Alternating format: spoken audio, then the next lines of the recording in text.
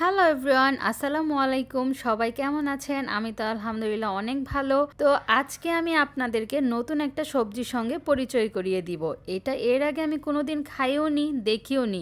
আমার শ্বশুরবাড়িতে সবাই অনেক বেশি পছন্দ করে এই সবজিটা এবং অনেক মজা করে খেয়ে থাকে। এটা রান্নার বিভিন্ন ধরনের প্রসেসিং আছে, সেটাই আমি আপনাদের সঙ্গে শেয়ার করব একটা রান্নার করে আজকে। আর এই সবজিটা আপনারা কে কে চিনেন বা খেয়েছেন অবশ্যই কমেন্ট করে আমাকে জানাবেন, এবং কি এটাকে আপনারা কী নামে ডাকেন সেটাও কমেন্ট করে জানাতে পারেন।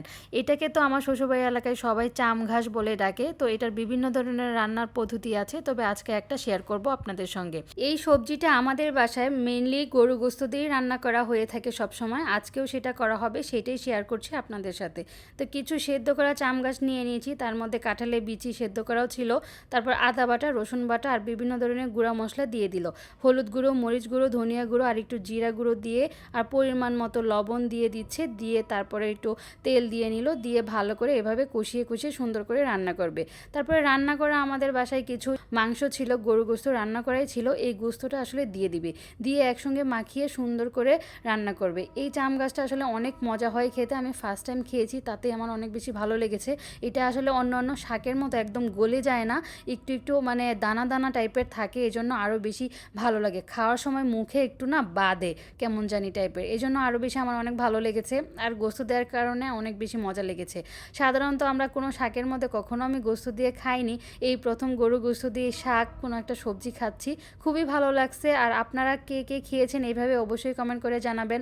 আর যারা খাননি কখনো এই সবজিটা, কখনো বাজারে পেলে অবশ্যই কিনে এনে এইভাবে রান্না করবেন। মাংস বেশি একটা দিতে হয় না, অল্প কিছু দিলেই হয়, জাস্ট ফ্লেভারটা অ্যাড হয়, এতেই অনেক বেশি মজা লাগে এইভাবে রান্না করলে। তো খুবই সহজ পদ্ধতি, তেমন কোনো কঠিনও না, তবে একটু সেদ্ধ করে নিতে হয়। আর এটা একটু চুলকায়, কচুর ডাঁটা আছে না ওইটার মতো একটু চুলকায়। যখন কাটতেছিলাম আমি তখন একটু চুলকাচ্ছিল আমার কাছে, আমি তো বুঝতামই না যে এটা একটু চুলকায়। তারপরে আমার শাশুড়ি বলছে, হ্যাঁ তুমি এগুলো কেটো না, এগুলো একটু চুলকায়, এটা তুমি পারবে না। তারপর হ্যাঁ সত্যি দেখলাম একটু চুলকায়, তো আমি একটু অবাক হয়ে গিয়েছিলাম যে কচুর মতো এটাও চুলকাচ্ছে।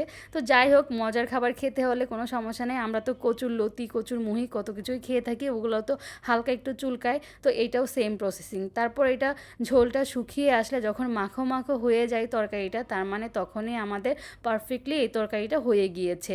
আর এই সবজিটা গরম ভাতের সাথে খেতে তো অনেক বেশি মজা লাগে, আমার তো অনেক বেশি ভালো লাগছিল। আর এই হচ্ছে চাম ঘাস, অনেক বেশি মজা হয়েছে খেতে। আর এইটা ছিল শোল মাছ, এই পাশে ছিল রুই, আর হচ্ছে চাল কুমড়ো দিয়ে একটা তরকারি রান্না করা হয়েছিল।